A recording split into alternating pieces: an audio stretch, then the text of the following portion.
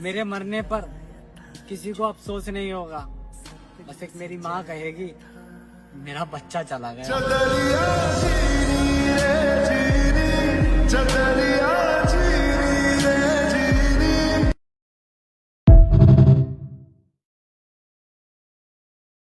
मैं एक बात कहना चाहती हूँ, ये बात थोड़ी सी कड़वी है लेकिन सच है। एक बेटी की डिलीवरी हुई, सास दौड़ी दौड़ी आई, साथ में फल फ्रूट दवाएं सब कुछ लेकर गई।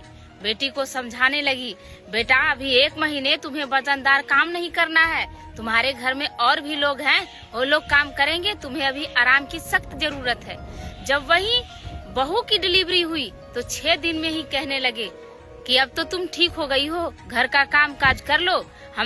हमारे जमाने में हम तो 6 दिन में ही पूरा काम करते थे, और एक आजकल की बहुएं हैं कि नौटंकी करती हैं, काम चोर होती हैं आजकल की बहुएं।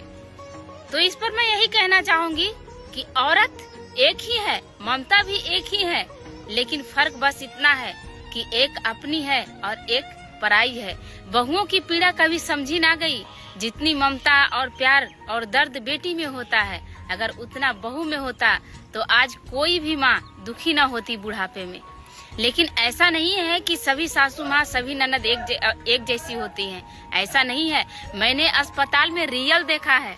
एक सासू माँ की बहू की डिलीवरी हो रही थी, उनकी सास और ननद जब वो डिलीवरी रूम से चीख रही थी, चिल्ला रही थी, तो बाहर उसकी ननद और सास भी रो रही थी, चीख रही थी कि मेरी बहू को सही कर दो। उसकी ननद कितनी रो रही थी कि मेरी भाभी को तकलीफ हो रहा है, उसे ठीक कर दो।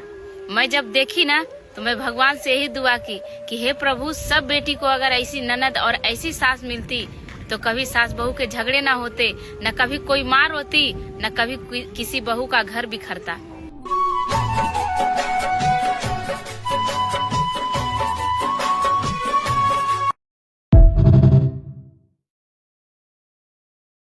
मैं एक बात कहना चाहती हूँ, ये बात थोड़ी सी कड़वी है लेकिन सच है।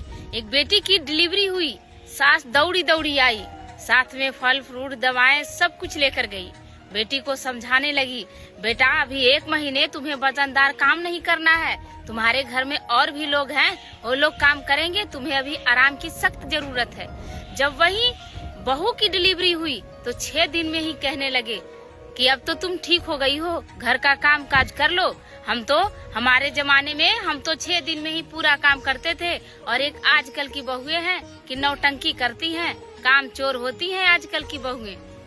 तो इस पर मैं यही कहना चाहूंगी कि औरत एक ही है, ममता भी एक ही है,